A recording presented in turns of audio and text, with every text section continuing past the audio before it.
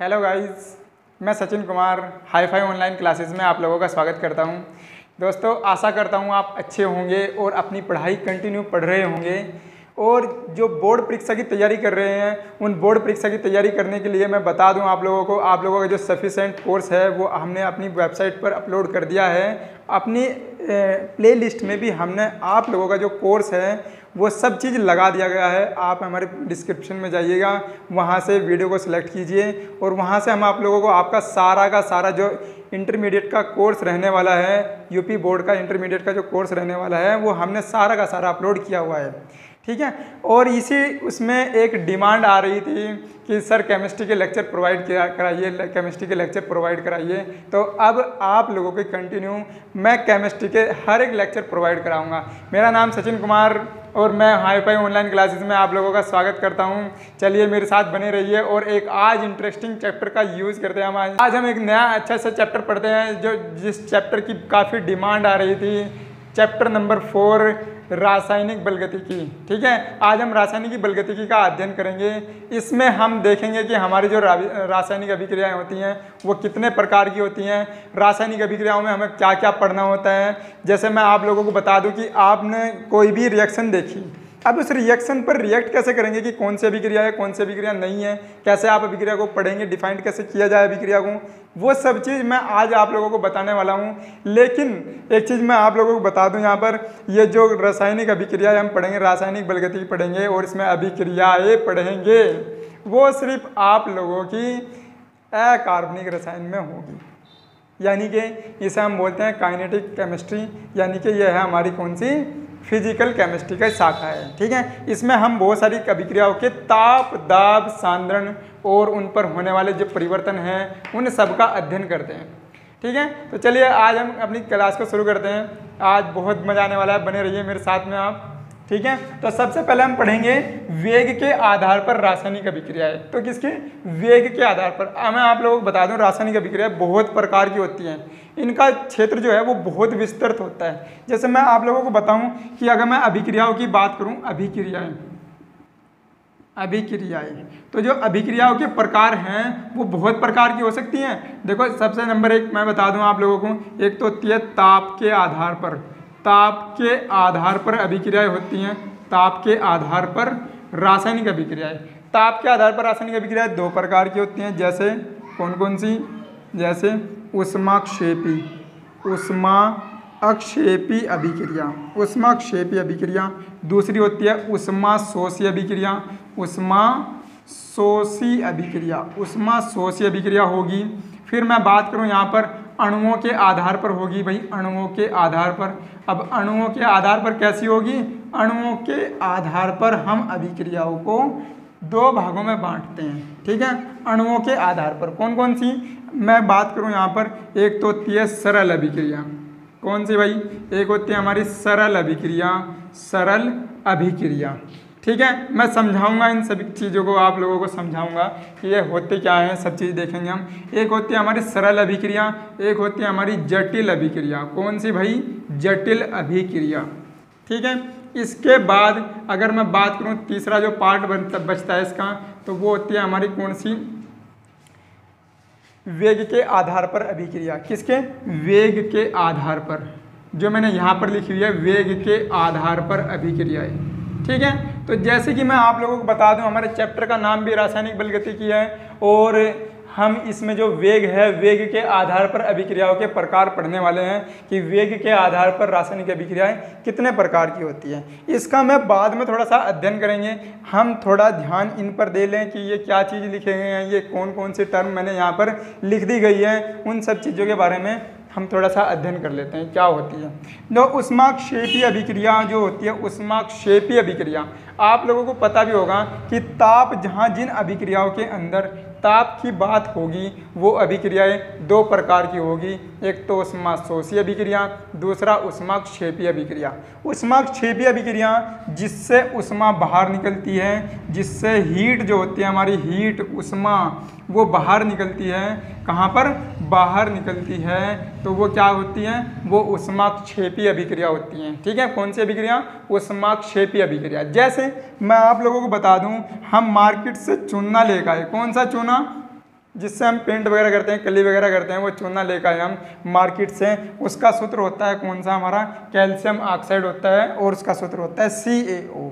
ठीक है, इसके अंदर मैंने क्या मिला दिया, इसके अंदर हमने जल मिला दिया और जैसे ही जल मिलाया आप लोगों ने देखा होगा उसमें से उष्मा बाहर निकलती है, बबल्स के रूप में उष्मा बाहर निकलती है, उसमें से हीट निकलने लगती है अचानक से। तो और वहाँ पर क्या बनता है, बूझा चूना बनता है भाई, CaOH का होल ट्वाइस बनता है और इसमें से हीट बाहर निकलती है, उष्मा इसमें से क्या निकलती है, बाहर। तो जिसमें से उष्मा बाहर निकल रही भाई वो कौन सी अभिक्रिया, ऊष्माक्षेपी अभिक्रिया होती है। ठीक है, कौन सी अभिक्रिया, ऊष्माक्षेपी अभिक्रिया।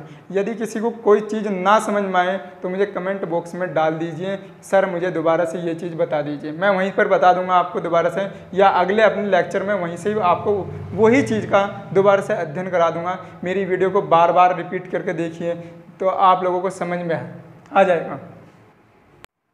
चलिए दोस्तों, अब हम शुरू करते हैं हमारी दूसरी जो है यहाँ पर क्या, ऊष्माशोषी अभिक्रिया। ऊष्माशोषी अभिक्रिया की बात करें तो जिसके अंदर हमें हीट देनी पड़ती है, यानी कि अभिक्रिया कराने के लिए जो हीट की आवश्यकता होती है वो कहलाएगी हमारी ऊष्माशोषी अभिक्रिया। उसके अंदर हमें कार्य को करने के लिए हीट जरूर देनी पड़ेगी, यानी कि क्या है कि किसी भी समीकरण का संपन्न होना हीट पर निर्भर करेगा। जिसके मतलब यहाँ से क्या है कि अगर किसी अभिक्रिया में हीट देनी पड़ रही है तो वो कहलाएगी हमारी कौन सी, ऊष्माशोषी अभिक्रिया। कौन सी कहलाएगी भाई, ऊष्माशोषी अभिक्रिया। जैसे रक्त तप्त कोयले पर हमने क्या मिला दिया, जैसे रक्त तप्त कोयले पर, रक्त तप्त कोयला मतलब कोयले लिया हमने, उस पर हमने जल गिरा दिया। ठीक है, क्या गिरा दिया हमने, जल गिरा दिया और जल गिराने पर यहाँ पर एक गैस बनेगी। कौन सी गैस बनेगी, CO+H2 यानी कि कार्बन मोनोऑक्साइड और हाइड्रोजन गैस बनेगी और इसका नाम है क्या, हमारा जल गैस। क्या नाम है इसका, जल गैस। इसे बोलेंगे हम वाटर गैस। ठीक है, जल गैस बोल लेंगे इसे। तो यानी कि देखो रक्त तप्त कोयले पर जब जल गिराया गया तब देखो रक्त तप्त कोयला, इसका मतलब इसके अंदर क्या, हमें ऊर्जा पहले से देनी पड़ी। ठीक है, रक्त तप्त कोयले पर जब हमने जल गिराया, यहाँ पर जल डाला तो वहाँ पर कौन सी गैस बनी, CO+H2 और CO+H2 को हम क्या बोलते हैं, यहाँ पर जल गैस बोलते हैं। ठीक है, ये जल गैस आगे हमारे बहुत सारे काम आने वाली है। ठीक है, तो ध्यान से पढ़ना भैया, इसको यहाँ ध्यान से देखेंगे इसको। ठीक है, अब हम बात करते हैं हमारी सरल अभिक्रिया और जटिल अभिक्रिया की। तो सरल अभिक्रिया और जटिल अभिक्रिया ये मैं यहाँ से साफ कर देता हूँ क्योंकि ये हमने पढ़ चुके हैं हम इसमें। तो सरल अभिक्रिया और जटिल अभिक्रिया की बात करते हैं, सरल अभिक्रिया कौन सी होगी और भाई जटिल अभिक्रिया कौन सी होगी। ये वैसे तो आगे का टॉपिक है, इसी चैप्टर में आएगा, लेकिन मैं पहले से ही समझा दूँ आप लोगों को कि सरल अभिक्रिया क्या होगी और जटिल अभिक्रिया क्या होगी। तो सरल अभिक्रिया वे अभिक्रियाएं जो केवल एक पद में पूर्ण होती हो, वे अभिक्रियाएं जो केवल एक पद में पूर्ण होती हों सरल अभिक्रिया कहलाएंगी। जैसे मैं कहने लगूं कि H2 और O2 से मिलकर क्या बन गया भाई, जल बन गया, यानी कि H2O बन गया। ये कौन सी अभिक्रिया भाई, देखो एक ही पद में पूर्ण होगी तो सरल अभिक्रिया कहलाओगी। कैसी अभिक्रिया कहलाओगी, सरल अभिक्रिया। तो यहाँ पर 2 से गुणा कर दो और यहाँ पर भी 2 से गुणा कर दो तो ये हमारी समीकरण बैलेंस होगी। तो क्या देखा हमने कि जब हाइड्रोजन गैस और ऑक्सीजन गैस आपस में मिली तो उन्होंने 2 अणु बनाए, किसके, जल के 2 अणु बनाए। इसका मतलब ये क्या है, केवल एक ही पद में पूर्ण होगी, इसलिए यह अभिक्रिया क्या कहलाओगी, सरल अभिक्रिया कहलाओगी। और ऐसी अभिक्रिया, इसके विपरीत ऐसी अभिक्रियाएं जो एक से अधिक पदों में पूर्ण होती हों वो कहलाओगी हमारी जटिल अभिक्रियाएं। ठीक है, वे अभिक्रियाएं जो एक से अधिक पदों में पूर्ण होती हों वो कहलाओगी हमारी कौन सी, जटिल अभिक्रियाएं। ठीक है, जैसे इसका भी एक एग्जाम्पल देखते हैं हम, जटिल अभिक्रियाएं कौन सी होंगी हमारी। देखो मैंने लिया यहाँ पर C2H5OH लिया, किसका सूत्र है भाई, कमेंट बॉक्स में बताइए किसका सूत्र है, C2H5OH। C2H5OH लिया मैंने, यहाँ पर कौन सा, सांद्र H2SO4 ले लिया। कौन सा, सांद्र H2SO4 लिया। हमने इसकी रिएक्शन कराई तो इसकी रिएक्शन जैसे ही कराई मैंने, तो यहाँ पर इसे भी साफ कर दो भैया, चलिए इसे भी साफ कर देते हैं हम। किसकी बात कर रहे हैं हम? जटिल अभिक्रिया की। ठीक है, तो जैसे ही मैंने SN2SO4 से क्रिया करवाई, यहाँ से जल हो जाएगा बाहर। याद रखिए SN2SO4 को हम खनिज अम्ल भी बोल रहे हैं। कौन सा अम्ल बोल लेंगे? खनिज अम्ल। तो खनिज अम्ल के साथ में अगर मैंने एल्कोहल, कौन सा? वो भी एथिल एल्कोहल। एथिल एल्कोहल की क्रिया करवाई, खनिज अम्ल के साथ में एथिल एल्कोहल, इसकी क्रिया करवाई मैंने, तो यहाँ पर क्या बनेगा? इसमें से जल बाहर होता है। इसका SN2SO4 का काम होता है जल को बाहर करना। आगे 2 केमिकल और आएंगे जो जल को बाहर करते हैं, वो मैं बताऊंगा आप लोगों को इसी वीडियो में। ठीक है, तो खनिज अम्ल क्या करता है? जल को बाहर कर देता है। तो इसने क्या किया? C2H5HSO4 बना लिया। क्या बना लिया? HSO4 बना लिया यहाँ पर, और जल क्या हो गया इसमें से? बाहर। और जैसे ही जल बाहर हुआ तो इसका कुछ ना कुछ नाम होगा भाई। इसका नाम बताएंगे मुझे कमेंट बॉक्स में, इसका नाम बताओ। फिर मैंने जो ताप लिया यहाँ पर देखो, ये फिर से दोबारा से क्रिया करेगा, और क्रिया कैसे करेगा? C2H5HSO4, इसका कुछ नाम पूछा मैंने अभी। C2H5HSO4 का कुछ नाम है। जैसे ही हमने इसे क्या करा? जैसे ही हमने इसे 170 डिग्री सेंटीग्रेड ताप पर गर्म करा। कितने पर? 170 डिग्री सेंटीग्रेड ताप पर गर्म किया। तो यहाँ पर गर्म करते ही ये जो सल्फ्यूरिक अम्ल था, यानी कि खनिज अम्ल था, ये अपने आप ऑटोमेटिकली बाहर हो जाएगा। यहाँ बनेगा C2H4। इसका मतलब इसमें से सल्फ्यूरिक अम्ल क्या हो गया? बाहर हो गया। तो ऐसी अभिक्रियाएं जो 2 पदों में या 2 से अधिक पदों में पूर्ण होती हों, वो कहलाओगी हमारी जटिल अभिक्रिया। ठीक है, कौन सी अभिक्रिया कहलाओगी? जटिल अभिक्रियाएं। ठीक है, तो यानी कि आप लोगों की समझ में आ गया होगा कि अभिक्रिया के प्रकार जो थे, हमने पहले तो ताप के आधार पर पढ़ा था, फिर दूसरा क्या? अणुओं के आधार पर पढ़ा, फिर तीसरा हमने पढ़ा वेग के आधार पर। वेग के आधार पर अभी हमने पढ़ा नहीं, अभी हम पढ़ेंगे यहाँ पर वेग के आधार पर रासायनिक अभिक्रियाएं कितने प्रकार की होती हैं। ठीक है, तो अब हमने देखा यहाँ पर कि ऐसी अभिक्रिया जो 1 से अधिक पदों में पूर्ण हो, वो क्या कहलाओगी? हमारी जटिल अभिक्रिया। इसका मुझे नाम आप कमेंट बॉक्स में ज़रूर लिखें। मैं देखना चाहता हूँ कि किस किस के याद है, कौन कौन केमिस्ट्री को अच्छी तरीके से पढ़ रहा है। ठीक है, आप लोगों को बता दूं केमिस्ट्री में आप 100/100 नंबर ला सकते हैं। कितने? 100/100 नंबर ला सकते हैं, लेकिन केमिस्ट्री मांगती है टाइम। जैसे सुभाष चंद्र बोस जी ने कहा था कि तुम मुझे खून दो, मैं तुम्हें आज़ादी दूंगा, ऐसे ही केमिस्ट्री कहती है कि तुम मुझे समय दो, मैं तुम्हें सफलता दूंगा। ठीक है, और सफलता भी ऐसी कि जो शोर मचा दे। चलिए आगे की क्लास शुरू करते हैं।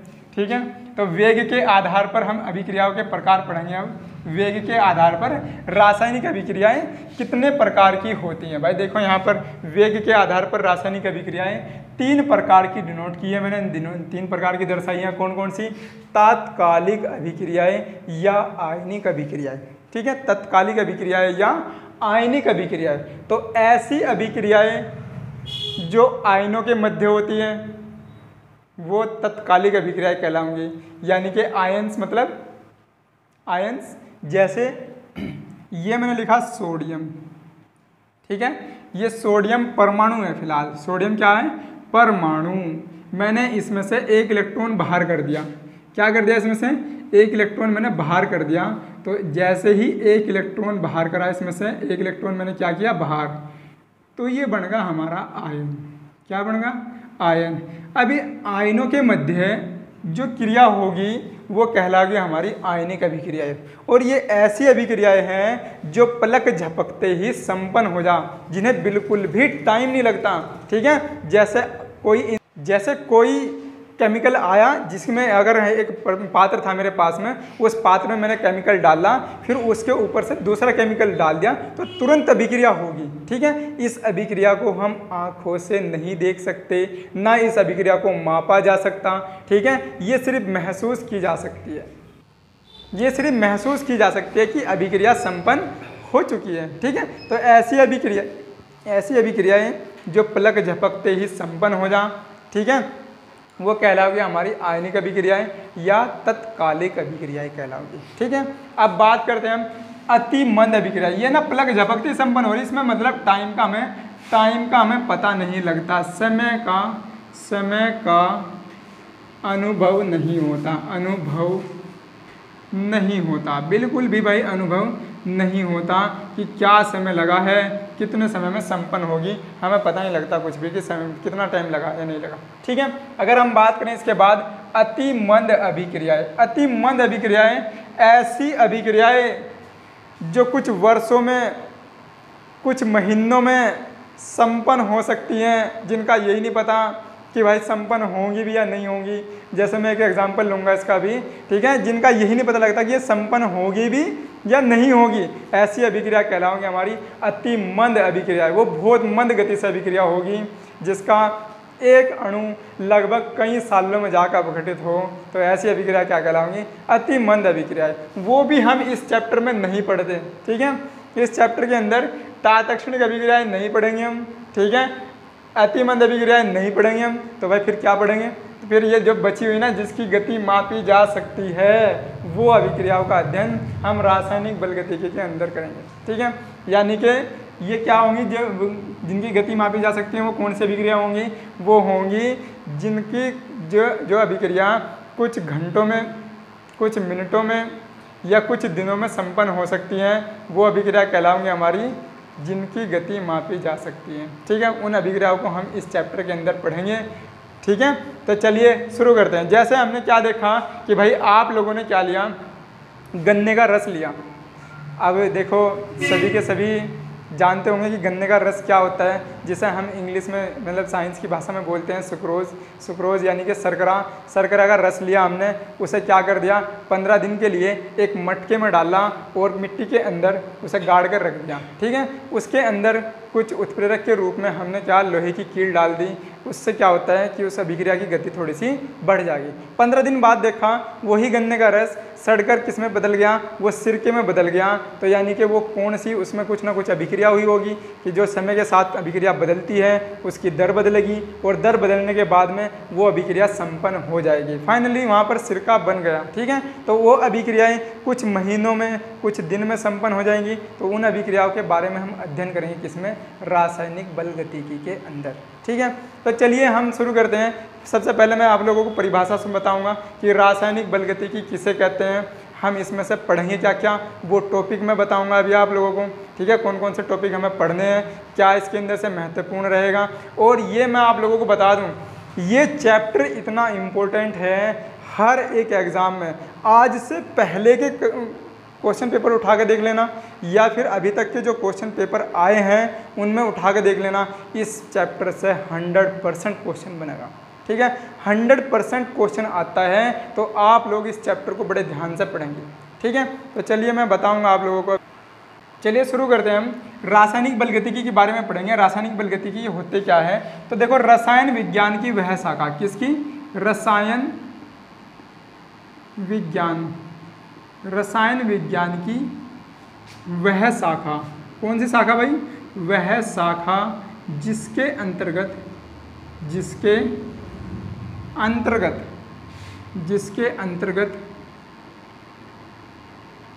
अभिक्रिया के वेग पर,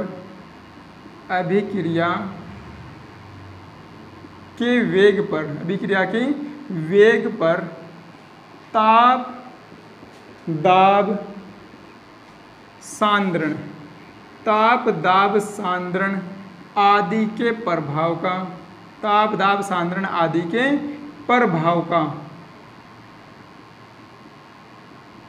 अध्ययन किया जाता है, अध्ययन किया जाता है। ताप दाब सांद्रण आदि के प्रभाव का अध्ययन किया जाता है, रासायनिक बलगतिकी कहलाता है। रासायनिक बलगतिकी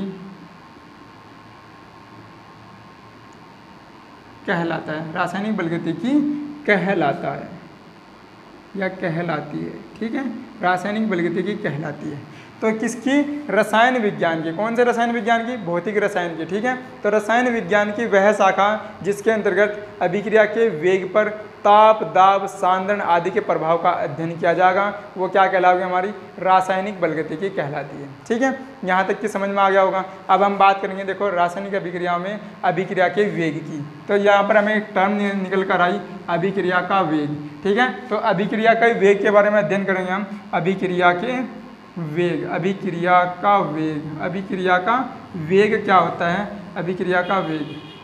ठीक है, अभिक्रिया का वेग के बारे में अध्ययन करेंगे हम। ठीक है, चलिए दोस्तों, आज सिर्फ हम इतना ही रखेंगे। हम अभिक्रिया के वेग के बारे में ना कल अध्ययन करेंगे। इसमें कल हम मेरे लेक्चर में या फिर आने वाले टाइम में जो मेरा लेक्चर होगा उसमें हम अभिक्रिया का वेग का अध्ययन करेंगे।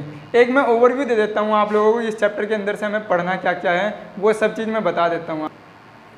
दोस्तों, हमें अपनी चैप्टर से कौन कौन से टॉपिक पढ़ने वाले हैं वो मैं सभी आप लोगों को बता दूं। इसमें से हम सबसे पहले पढ़ेंगे अभिक्रिया का वेग। अभिक्रिया का वेग क्या होता है? अभिक्रिया के वेग को प्रभावित करने वाले कौन कौन से कारक अभिक्रिया के वेग को प्रभावित करते हैं, उन कारकों का अध्ययन करेंगे। उसके बाद हम देखो अभिक्रिया के वेग पर प्रभावित करने वाले कौन कौन से कारक हैं, उन सब का अध्ययन करेंगे। उसके बाद अभिक्रिया की कोटि और उसके प्रकार, देखो अभिक्रिया की कोटि क्या होगी उसका अध्ययन करेंगे। और जो अभिक्रिया की कोटि के प्रकार कौन कौन से होंगे, शून्य कोटि अभिक्रिया, प्रथम कोटि अभिक्रिया, द्वितीय कोटि अभिक्रिया, तृतीय कोटि अभिक्रिया, इन सब का अध्ययन करेंगे। लेकिन मैं आप लोगों को बता दूं, आप लोगों के कोर्स में केवल शून्य कोटि और प्रथम कोटि अभिक्रिया का वेग का व्यंजक पूछा हुआ केवल। ठीक है, तो यहाँ से हम केवल 2 का अध्ययन करेंगे, लेकिन पढ़ना हमें चारों के बारे में है। ठीक है, तृतीय कोटि तक की अभिक्रियाओं की डेफिनेशन आप लोगों को आनी चाहिए, ये सब आप लोगों को पता होना चाहिए। उसका मात्रक क्या होता है, मात्रक से भी क्वेश्चन आया हुआ है, एनसीईआरटी में उसका क्वेश्चन दिया हुआ है मात्रक से।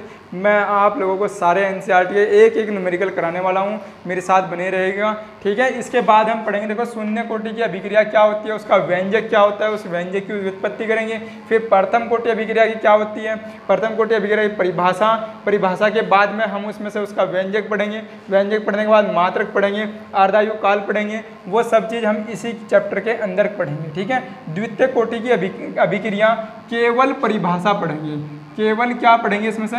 केवल परिभाषा, क्योंकि परिभाषा और मात्रक आप लोगों के लिए सफिशेंट है, तो केवल परिभाषा और मात्रक इसमें से पढ़ना है हमें। इसमें से भी केवल मात्रक और परिभाषा पढ़नी है।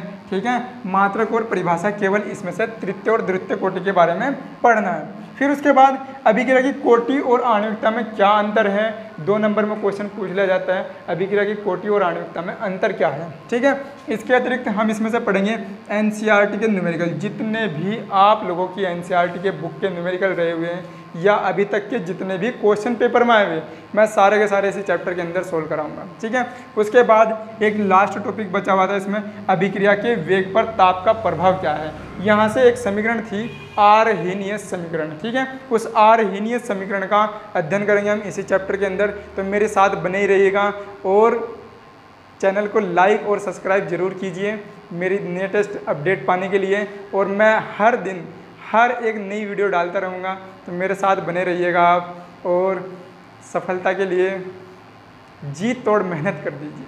ठीक है, सफलता आप लोगों के कदम चूमेगी, बशर्ते आप पढ़ाई को और अपना समय दीजिए। ठीक है, जितना भी सोशल मीडिया वगैरह है ये सब चीज़ फिलहाल बंद कर दीजिए, आप अपनी पढ़ाई में निरंतर लगे रहिए, क्योंकि एक दिन सफलता ज़रूर मिलेगी।